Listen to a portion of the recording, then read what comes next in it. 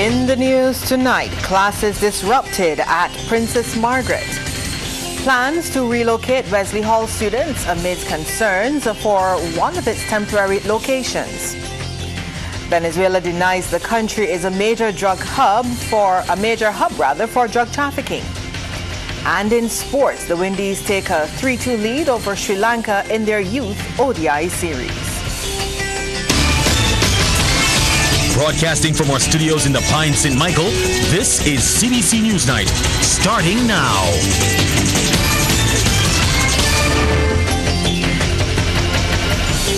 Good evening, I'm Lisa Broom. Thank you so much for tuning in. In our top story tonight, there will be no classes for Princess Margaret students tomorrow, but teachers are to show up at the Six Roads-based institution. This following disruptions to classes today as teachers met with their union regarding outstanding issues. This led to representatives from the school's Board of Management and Ministry of Educational Transformation, among others, visiting the institution for an emergency meeting and tour. Deputy Chief Education Officer Julia Beckles says the ministry is satisfied the teachers' concerns need to be addressed, which is why the decision was made for the students to return to the institution on Thursday. The concerns had to do with the fact that they were not able to access the plant. As you can see, the school had extensive renovations, and while they would have had planning week, they did have their planning week off-site. They would have accessed the plant on Monday, and because of that, they did try to work with the time that was given, but having done that yesterday and today, they wanted to speak with us as it related to having some more time, and therefore we have acceded to that request. President of the Barbados Secondary Schools Teachers Union, Mary Ann Redmond, says the union is also supporting the decision to close the school tomorrow. She says the day will allow teachers to organize themselves and allow the school to be truly fit for purpose in a manner that is conducive to teaching and to the students' learning. The search is on for an alternative location to accommodate classes for students and teachers of the Wesley Hall Junior School. Chief Education Officer Dr. Ramona Archer-Bradshaw says this is necessary in order to move the classes from the Wesleyan Holiness Tabernacle, one of two satellite sites where students and teachers are being accommodated, to allow for major renovations at the King Street School plant. An emergency meeting with education officials and teachers was held last night regarding concerns about classes being held at the Tabernacle. It was made clear that this alternative location cannot be the alternative location for the next 14 weeks. I worked along with the team. The PS is working with us, supported by the minister, and we are looking to see what alternative locations could be utilized going into next week. So as I'm here now speaking with you, that's what we're working on. One of the concerns is that the area at the Tabernacle where the classes are being accommodated is hot and gets even hotter as noon approaches. As a result, we, as a Ministry of Educational Transformation, ordered some AC units to cool the space. Even before we began school this morning, we had a meeting with some parents, and they were able to share their concerns about the heat as well, and they were happy to hear that we'll be bringing in AC units. In fact, as I was speaking with them, the 3 AC units were brought in and installed. Dr. Archer-Bradshaw says the ministry intends to keep its promise to resolve issues arising at institutions. As you are aware, in terms of the Wesley Hall Junior School, the aim was to make the shift or make the move to the alternative sites in January 2026. However, after discussion with the principal and the staff at the school, they asked us to bring up the work, and they were able to look at the options that we had presented for the alternative sites and select 2 of the sites. And the 2 sites selected were the Wesleyan Holiness Tabernacle and the YMCA. Classes will continue for Wesley Hall Junior School students at the Wesleyan Holiness Tabernacle and YMCA for the time being. Anesta Henry, CBC News. Well, as you heard in that Anesta Henry report, classes continue for students of the Wesley Hall Junior School temporarily at the Wesleyan Holiness Tabernacle today. And due to several concerns regarding that site, the Ministry of Education, Educational Transformation is now searching for an alternative location where the students and teachers will complete the school term. Well, government is exploring the creation of a dedicated school bus service. Deputy Prime Minister and Minister of Transport and Works Santia Bradshaw made that announcement during celebrations for the Transport Board's 70th anniversary.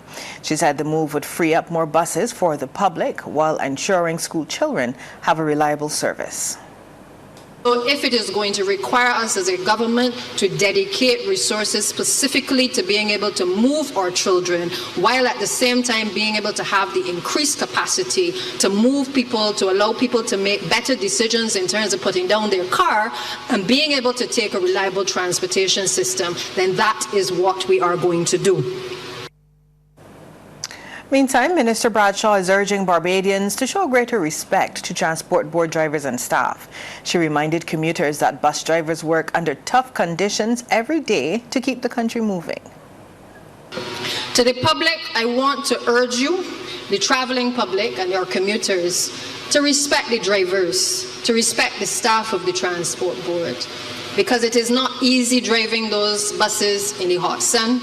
It is not easy with the challenges sometimes that we encounter. We believe that we ask our drivers and our staff to do unto others as we would have them do unto us. And I therefore urge you to understand the significant investment that has been made in the public transportation system. Well, police renew their efforts to find answers concerning a recent death. We'll have that story and much more after this break. It has been weeks since the grim discovery of a woman's body at Grandview Shop Hill in St. Thomas, but still no one has come forward with any leads. Well, now police are renewing their appeal for the public's help. The body was found around 5:30 p.m. on Wednesday, August 14th. Lawmen said they received the report from a male caller and upon arrival summoned a medical doctor who examined the body and pronounced death at the scene. Police Public Affairs and Communications Officer Inspector Ryan Brathwaite gave an update on their investigations. The autopsy completed, but we would have done fingerprints, we would have done a look for tattoos and marks on the body, things that would help to identify the individual. Unfortunately, there are no tattoos, so we're still in the process and we're still working feverishly to get that matter to a stage where we can identify that individual. Well, he issued this public appeal for assistance. Anyone who may have information in relation to the body who was found at Grandview St. Thomas to contact the Crime Stoppers hotline at 1-800-8477, police emergency at 211, or you can actually call 836-1278. That's the Senior Investigating Officer in the Northern Division, Assistant Superintendent of Police, Mr. Frederick Catwell, 836-1278. All information received will be kept confidential and will be acted on earnestly and without any favor or without any delay. We appreciate your assistance and we look forward to you, the people of Barbados, continuing to assist us, the Barbados Police Service. A unique partnership between the Barbados Police Service, the Barbados Coast Guard, and the King's Trust International is giving at-risk young people a second chance. This morning, participants were engaged in a team-building exercise on the beach as part of the program's residential phase, as we hear from Deanza Roberts. On the sand and in the surf, these young people are being put to the test. This is the residential phase of the King's Trust International Team Program, a 12-week personal development initiative targeting unemployed Barbadians aged 16 to 25. The program is being overseen by Crime Prevention Officer of the Barbados Police Service, Inspector Roger Babb.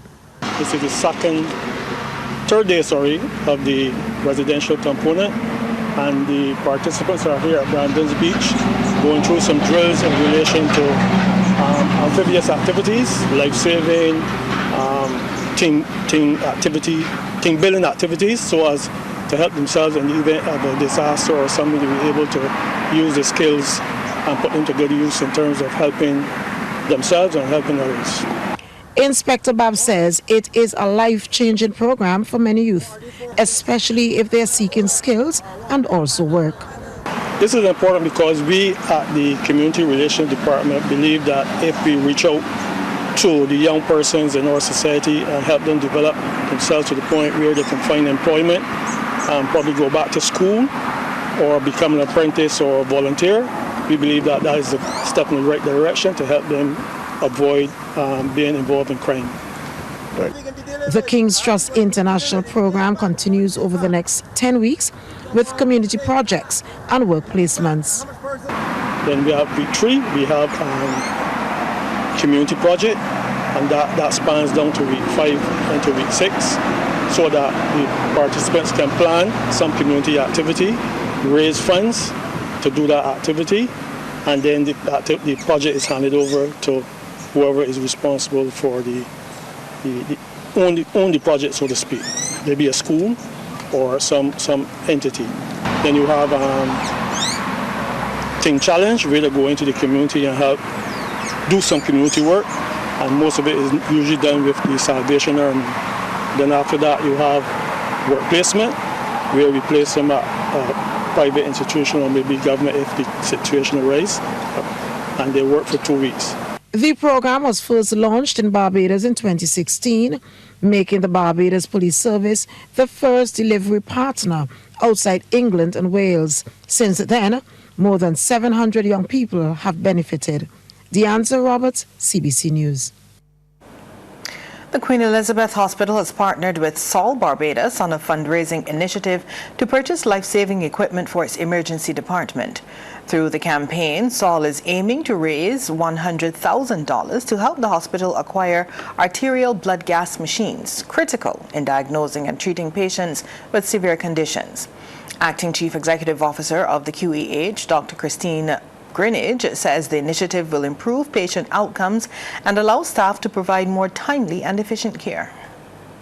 Our patient outcomes will definitely make a difference when we have the equipment and or supplies to provide timely, efficient care.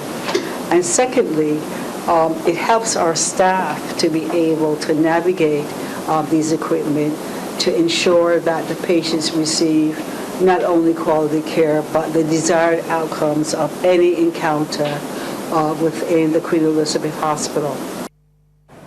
Meantime, Director of Clinical and Diagnostic Services, Dr. the Most Honorable Corey Ford, has described the initiative as life-saving for ordinary Barbadians.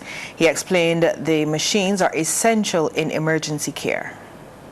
If you come to this institution and you have a complication of diabetes where the amount of acid in your blood is pretty high, then you can use this machine pretty quickly to try to make a diagnosis and institute the appropriate management. So right management, timely management, absolutely crucial. You're going to have a role in this in saving the life of a particular Barbadian out there.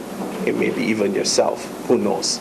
Right? When you think about this, not only for adults, this plays a very important role. And we already have some of these machines in our intensive care units across the institution. You're on a ventilator. We don't know what your oxygen level practically is pretty quickly. We can work that out pretty quickly by just taking some blood, putting it on this machine. It's going to give you an answer. You know how to dial up that machine or dial down the machine. Sports Night, brought to you with the compliments of Great Health Works, agents for Omega XL. Sports time now. Let's head over to Damien Best, who's standing by with the details. Good evening, Damien. Police at the Criminal Investigations Department at Central Police Station are conducting investigations into a report of a robbery that occurred at 3:14 a.m. today. According to a statement released by Police Communications and Public Affairs Officer Acting Inspector Ryan Brathwaite, investigations reveal that a group of men, including some West Indies cricketers, were sitting on a wall in the area of a food establishment when they were approached by an armed man. Well, the men attempted to run away, but one of them fell. He was involved in a scuffle with the armed man, and his chain was broken from his neck. A firearm was subsequently recovered at the scene. No West Indies cricketer was robbed during the incident. An official spokesperson for the Caribbean Premier League says they have been made aware of the matter and will now focus on the well-being of those involved. The St. Kitts and Nevis Patriots are currently in Barbados for their final fixture of the CPL preliminary round on Thursday night when they face the Royals at Kensington Oval. Well, top Barbados men's surfer Joshua Burke was down the pack today in the main draw of the men's competition at the ISA World Surf Games in El Salvador. Competing at the La Bocana venue, Burke was third in Heat 12 of the third round, posting scores of 5.90 and 3.37 from an overall score of 9.27. Meanwhile, top Bajan female surfer Chelsea Tuat won her repechage round. Competing at the El Sunzal venue, Tuat was the winner of Heat 16 in the women's repechage 2. She posted the second highest score on the first wave, a 7.0, and then registered a 5.5 on the second wave for an overall score of 12.50. She will now compete in Heat 8 of repechage 3. Another fruit and vegetable outlet is now operating in Barbados. Nestled in the bustling My Lord's Hill area of St. Michael, it is K&R Enterprise and is the brainchild of young entrepreneur Kamisha Wilkinson. On tonight's Youth Entrepreneurship Schemes Business Report, she discusses the genesis of the business. Trevor Thorpe reports. The young entrepreneur acknowledges that the market sector is quite competitive, but she has listened closely to the needs and is determined to make a difference.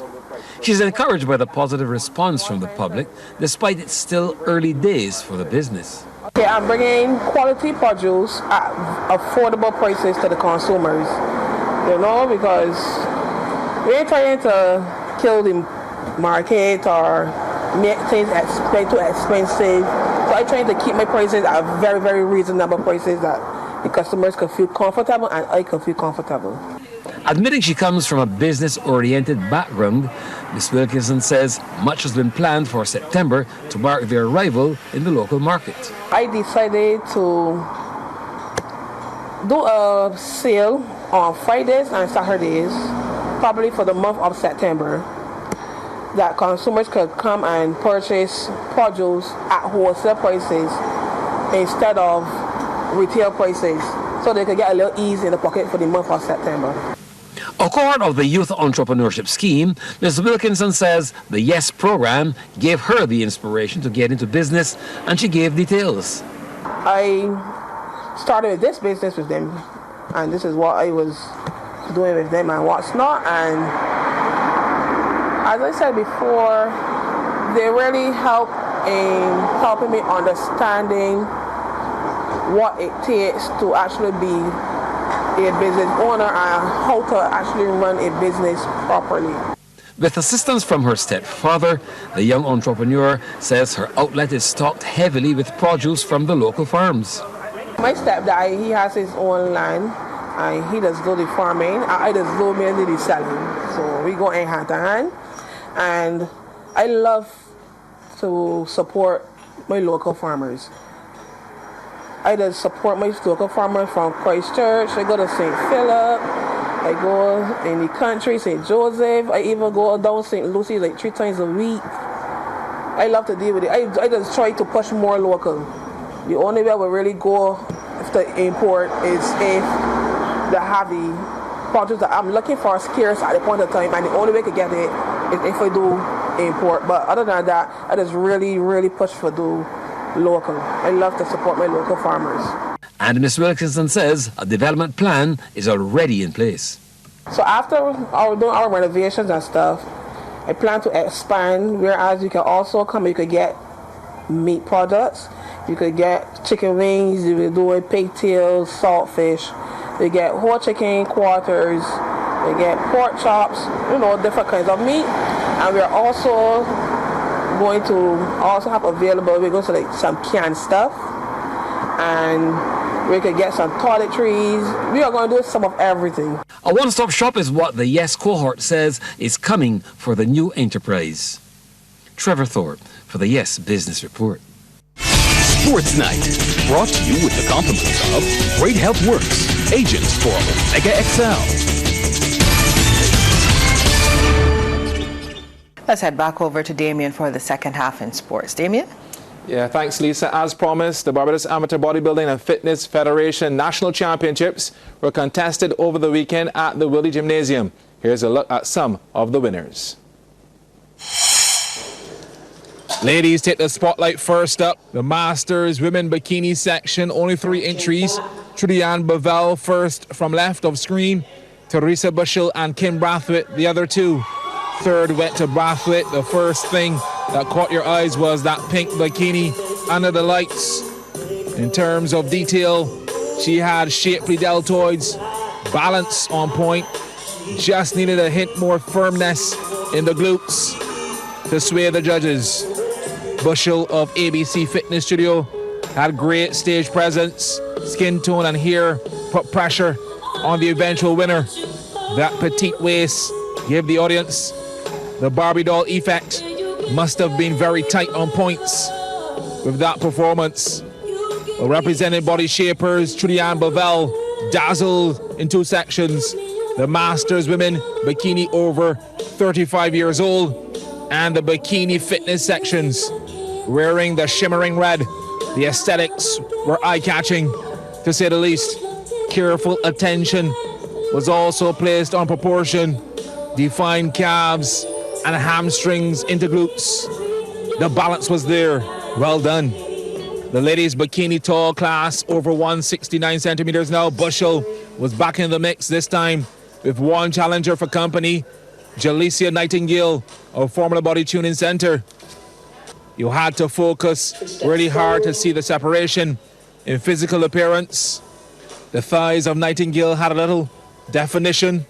Posing, walking and transitions are all areas the judges are watching with an eagle eye. Bushell was a little more confident on stage, but Nightingale's balance was impeccable across the board. However, in the majority of sports, there can be only one winner. Nightingale going forward to face Bavell for the overall bikini title.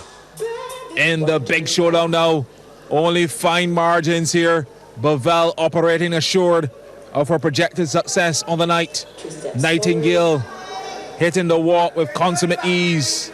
But in the end, the judges went for Bavell, who takes home the trophy and the Miss Barbados bikini title. On to the women's wellness section featuring from right to left Vicky Ann Hope and Shakira Withers of Beyond Limits Fitness and Evelyn Springer of Formula Body Tuning. Emphasis on the lower body as the dominant aspect of the physique. The judges looking for full, well-developed and rounded glutes and quads. You can see that in terms of tone, Withers and especially Springer were in the driver's seat. So this was the eventual champion, Springer, taking a closer look.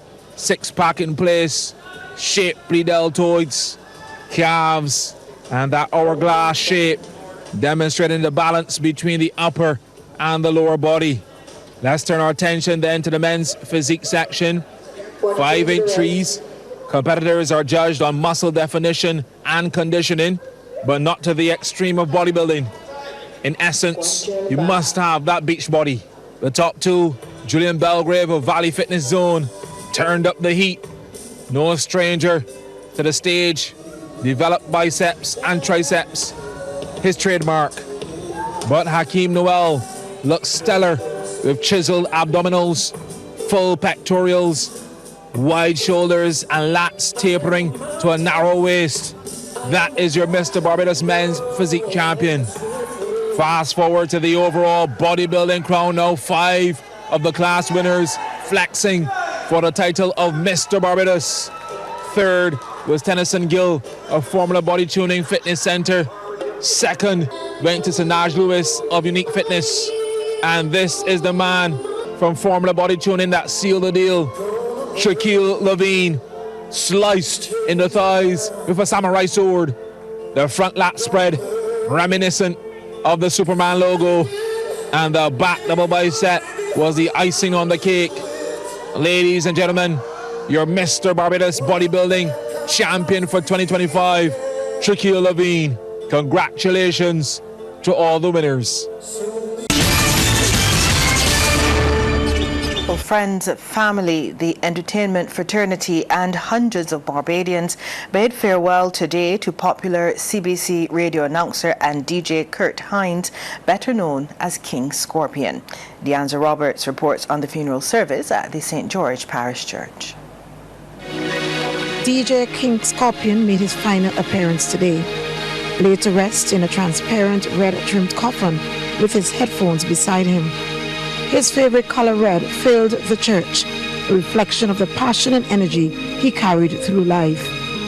From DJs, co-workers from C. Williams and fellow broadcasters at the Caribbean Broadcasting Corporation to the Q and the community family, the crowd spilled outside the church walls, a testament to the impact he made on so many lives. His co-workers had the honor of carrying his coffin into the church. Calypso legend Colin Spencer delivered a touching rendition of Gone Too Soon. Like a rainbow, fading in the twinkling of an eye. Gone too soon. CBC radio program manager Diane Fort and 100.7 FM supervisor Terry Boyne were among the CBC staff who paid tribute on behalf of the corporation. So this is how we remember Kurt. A quiet smile and calm demeanor, generally soft-spoken, that was our King Scorpion. Always willing to lend a hand, dedicated to queuing the community and ensuring perfect sound quality, that was our kind and dependable King Scorpion.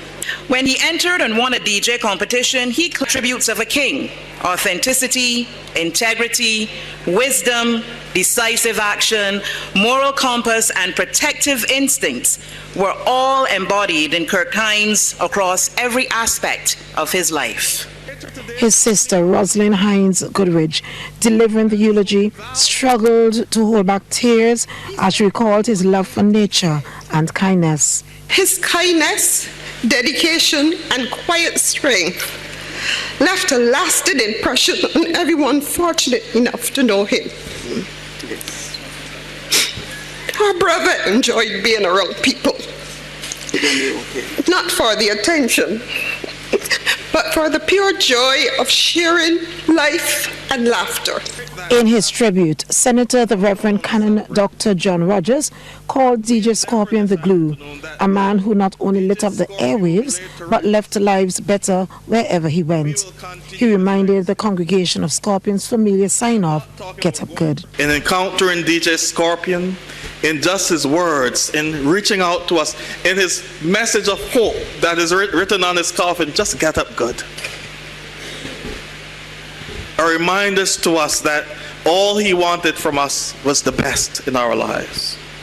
And if we can pay any tribute to him, let us ensure that we seek the best in the lives of others. His passion is what family, friends, and fans say will never fade. King Scorpion, a true voice for the oldies, his music, his laughter, and his words will live on. Deanza Roberts, CBC News. Well, this story now coming to hand. Classes 3 and 4 Wesley Hall Junior School students based at the Wesley Holiness Tabernacle satellite site will be relocated to Westbury Primary and the St. Leonard's Anglican Church by next Monday. The announcement was made by Chief Education Officer Dr. Ramona Archer Bradshaw, who says 11 classes will be relocated from the Tabernacle, 9 of which will go to Westbury, while the remaining 3 will go to St. Leonard's Anglican Church. The Tabernacle is one of 2 satellite sites where students and teachers are being accommodated to allow for major renovations at the King Street School plant. However, there have been several concerns regarding classes being held at the Tabernacle. This evening, we had a meeting with the parents of the students at the Tabernacle, and they expressed satisfaction with the move. As a result, we are seeking to move all 161 students at the Tabernacle and the associated staff on Thursday. On Thursday, we will seek to close half day and move the furniture. On Friday, we will ensure that school remains closed. Furniture will continue to be moved, and then the teachers will come and prepare for a prompt start on Monday. And that's news for tonight. On behalf of the entire team, thank you so much for tuning in. Good night.